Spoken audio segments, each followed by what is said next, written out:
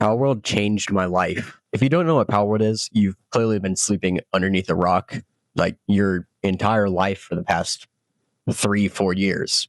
Whenever Palworld first released, it got an insane, unmatched 2 million players on release. There has only been 2 other games that has matched that.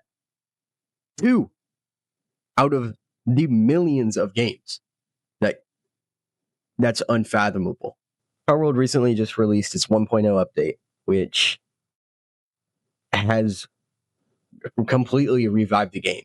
With the insane amount of money that it's gotten from all of the lawsuits against Game Freak and how Pokemon is basically suing them for looking too much like Pokemon. I mean, with a few of them, you can kind of see it. I mean, kinda. But with this new 1.0, they changed a lot of the designs and added so many more pals, whatever they're called. Seeing that you're watching this, I'm going to take a wild guess and say that you've played Palworld. Maybe not as much as me, perhaps. Maybe more. But there's a lot of limited mechanics, and those limited mechanics make you have more fun with what you have, I'd say. The base building is really easy, surprisingly.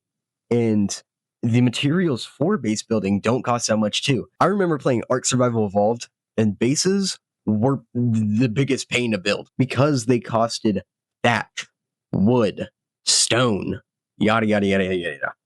But Palworld just simplifies all of that. And it is an amazing survival game in terms of everything like that. It's just, it's revolutionary, to say the least. One of the things you can do in the game is create farms, which you can just kind of make your pal slaves work at and get you infinite materials.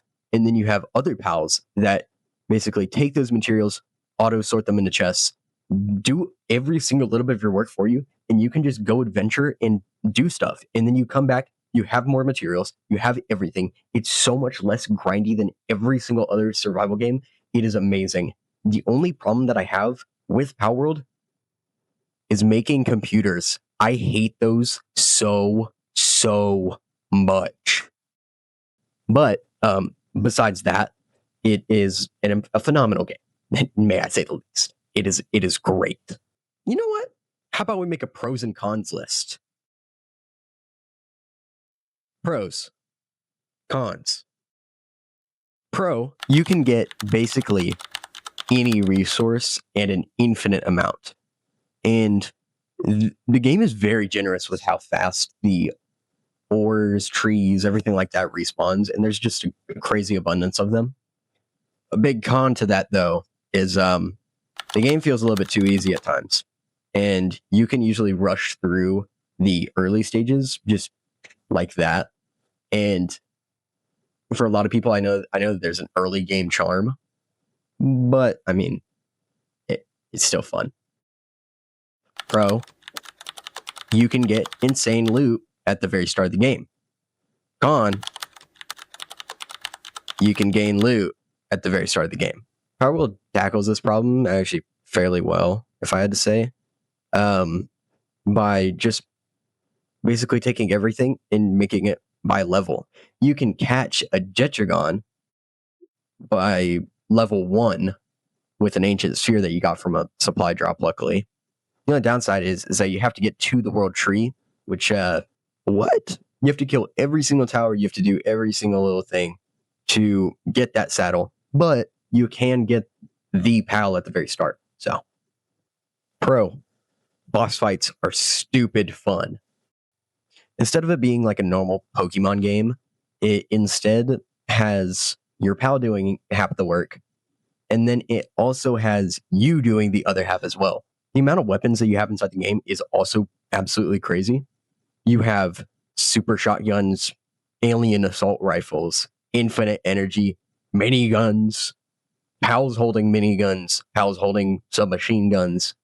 Like, it's just anything. You can use all these weapons to your advantage, and I wouldn't say that the weapons are really that good, though. like they work, they help, but maybe it's because I'm terrible at the game and I don't have the time to breed up crazy abilities and all that. But for the people that do, they can basically one tap a pal with a rocket. In the first update of Palworld, I really don't remember there being a on off switch to your pal just killing every single other thing in the entire universe.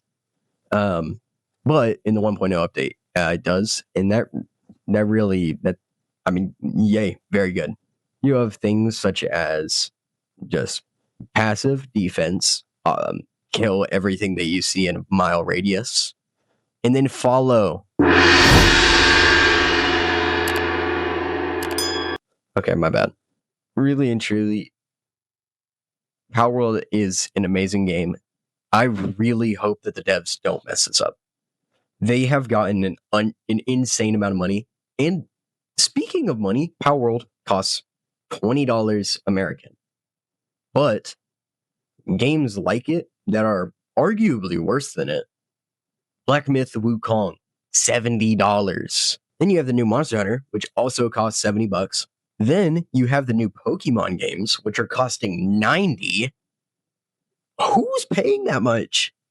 The only game that probably will be worth the money, the absurd amount of money that it is probably GTA 6. That is the only game that really should be priced at which price is that.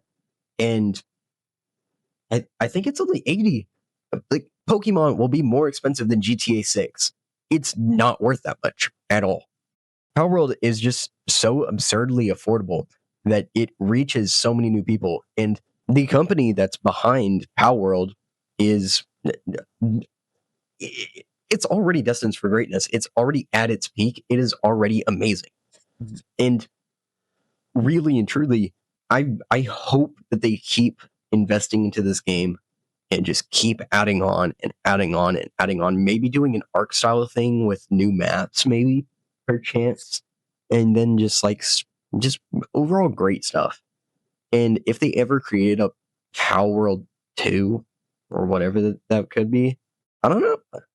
I mean, I'm sure they'd make it fun, but I feel like they should just stick with this one and then just flesh it out completely.